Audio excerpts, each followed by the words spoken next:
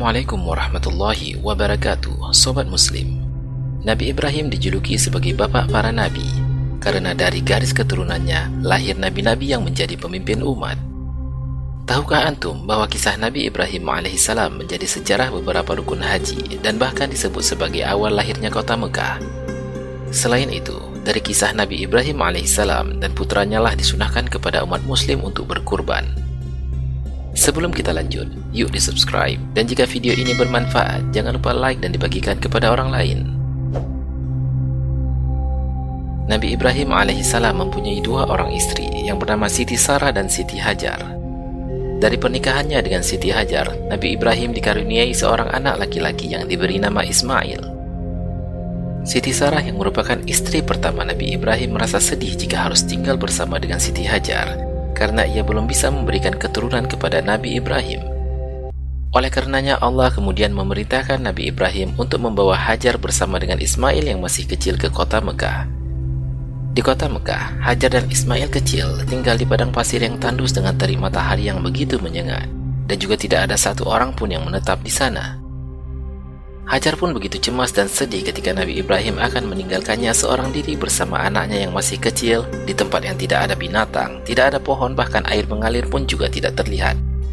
Namun, Nabi Ibrahim tidak bisa berbuat apa-apa dan tetap meninggalkan Hajar beserta Ismail di Mekah. Atas perintah Allah, maka Nabi Ibrahim pun kembali ke negeri Syam pada istri pertamanya, yaitu Siti Sarah.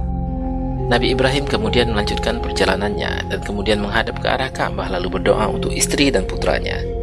Sepeninggal Nabi Ibrahim, Hajar kemudian langsung menyusui Ismail. Ia minum dari air persediaan yang dibawanya.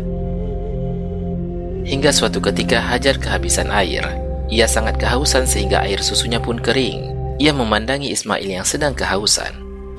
Lalu Hajar pun berusaha mencari sumber air. Dalam usahanya mencari air, Hajar berlari ke sana kemari sampai ke Bukit Safa dan Marwah. Hajar sangat berharap bisa mendapatkan sesuatu yang bisa menolongnya. Tetapi hanya batu dan pasir yang ia temui di sana. Lalu kemudian dari Bukit Safa, Hajar melihat bayangan air yang mengalir di atas Bukit Marwah.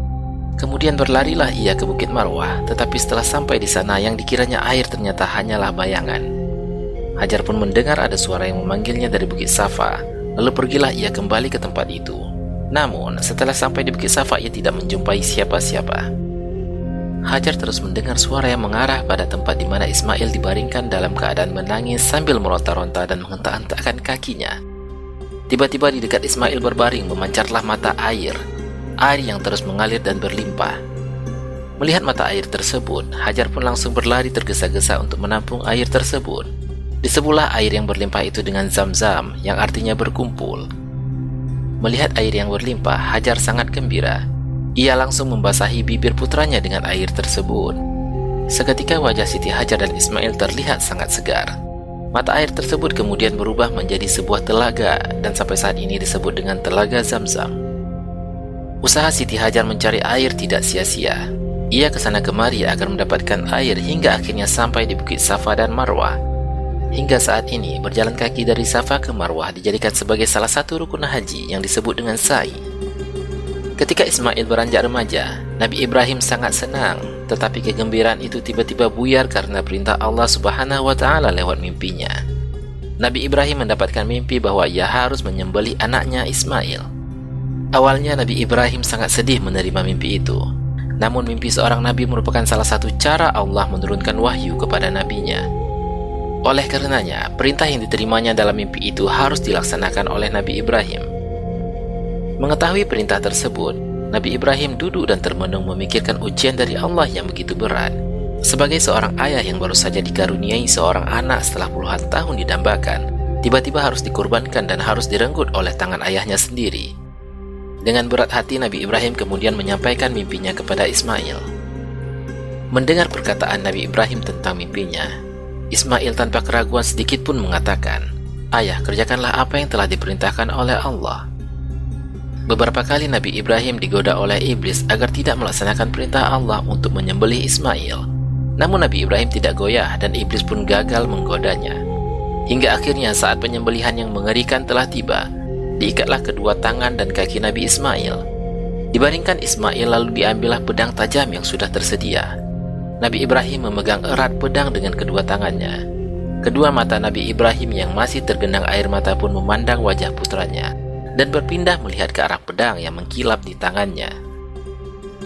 Pada akhirnya dengan memejamkan matanya, Nabi Ibrahim meletakkan pedang pada leher Ismail dan penyembelihan dilakukan.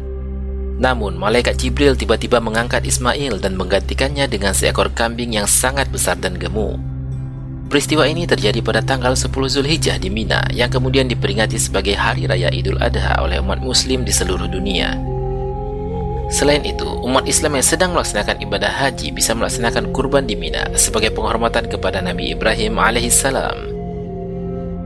Demikian sobat muslim, kisah Nabi Ibrahim yang begitu penuh kesabaran dan pengorbanan karena harus rela menyembelih putra kesayangannya Ismail, yang kemudian dengan keikhlasannya itu Allah menggantikannya dengan hewan kurban. Pelajaran penting dari kisah Nabi Ibrahim alaihissalam mengenai keikhlasan, ketulusan dan keimanan sangatlah penting untuk diajarkan kepada anak-anak kita. Jika antum memiliki informasi lain untuk melengkapi kisah tersebut, silakan komen di bawah. Jazakallahu khairan katsiran.